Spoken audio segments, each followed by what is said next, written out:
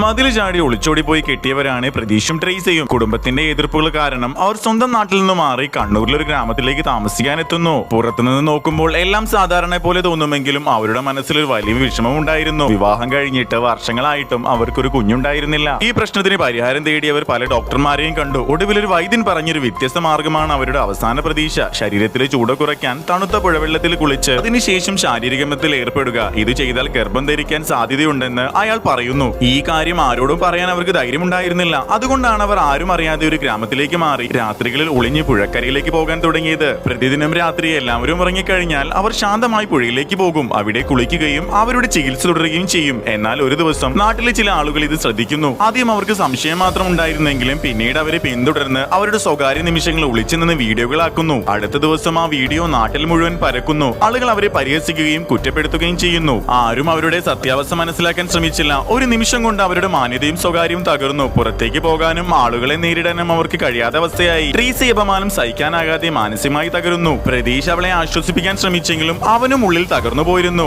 അവർക്കിനി ജീവിതം മുന്നോട്ട് കൊണ്ടുപോകാൻ ധൈര്യമില്ലായിരുന്നു. ഒടുവിൽ ഒരു ദിവസം അവർ വീണ്ടും പുഴക്കരയിലേക്ക് പോകുന്നു. അങ്ങനെ ആ പുഴയിലേക്ക് ഇറങ്ങി അവർ ആത്മഹത്യ ചെയ്യുന്നു. പിറ്റേ ദിവസം അവരുടെ മൃതദേഹങ്ങൾ കണ്ടെത്തപ്പെടുന്നു. ഈ സംഭവം അറിഞ്ഞ നാട്ടുകാർക്കും ഞെട്ടലിലായിരുന്നു. എന്നാൽ അതിലും വലിയൊരു സത്യം പിന്നീട് പുറത്തു വരുന്നു. ട്രീസ ഗർഭിണിയായിരുന്നു.